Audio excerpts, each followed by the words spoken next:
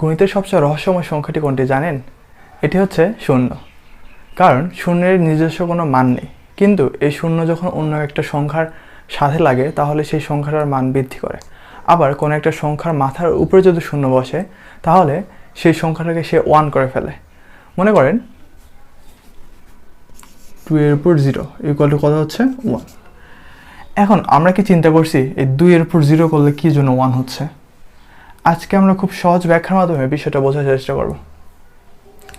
আজকে এই বিষয়টা বোঝার জন্য আমি দুইটা পদ্ধতি আলোচনা করব। প্রথম হচ্ছে ধারা বা প্যাটার্ন পদ্ধতি, দ্বিতীয়টি হচ্ছে সাধারণ সূচকীয় পদ্ধতি। ধারা বা প্যাটার্ন পদ্ধতিতে ধারা বা প্যাটার্ন পদ্ধতিতে আমরা বিষয়টা প্রথমে বোঝার চেষ্টা করি।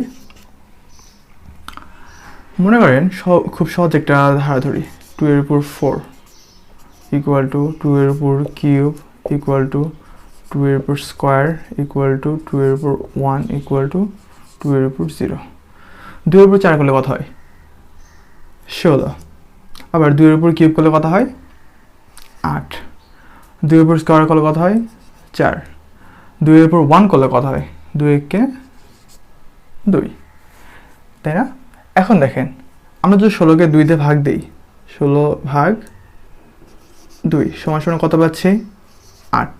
তাহলে আমাদের এই ধারার সাথে এটার সাথে ভাগফলের সাথে মিলে যাচ্ছে। আবার 8 যদি আমরা 2 দিয়ে ভাগ দিই তাহলে কত পাচ্ছি? 4, যা এই ভাগফলের সাথে মিলে যাচ্ছে। আবার 4 যদি আমরা 2 দিয়ে ভাগ দিই কত হচ্ছে? 2, যা এই ভাগফলের সাথে মিলে যাচ্ছে।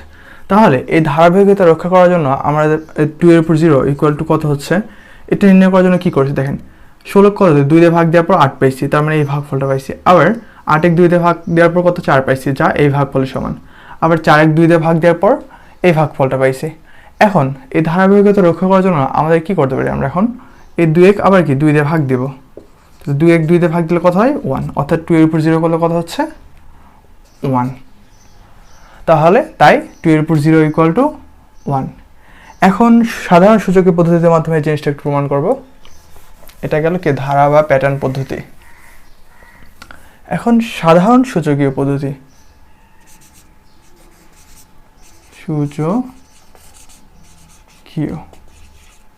সূচকীয় পদ্ধতির মাধ্যমে মনে করেন x cube divided by x cube, x cube দিয়ে ভাগ করলে কত হয়? 1, তাই না? এখন সাধারণ সূচকীয় পদ্ধতিতে আমরা কি জানি? আমরা একটা সূত্র জানি, x to the power m divided by x to the power n equal to ভাগ থাকলে যদি হচ্ছে কি আমাদের ভিত্তি 1 থাকে সেই ক্ষেত্রে কি হচ্ছে ভিত্তি 1টা লিখবো আর পাওয়ারগুলো কি হয়? বিয়োগ হয়, এম মাইনাস এন। তাহলে এক্স এর উপর এখানে পাওয়ার কি আছে? 3, তাহলে 3 মাইনাস 3 ইকুয়াল টু কত? 1। তাহলে এক্স টু দি পাওয়ার কত হচ্ছে? 3 থেকে 3 বাদ দিলে, 3 থেকে 3 বাদ দিলে কত? 0 ইকুয়াল টু 1। এটা হচ্ছে আরেকটা। তাই কোনো একটা সংখ্যার উপর 0 হলে সেই সংখ্যাটা 1 হয়ে যায়।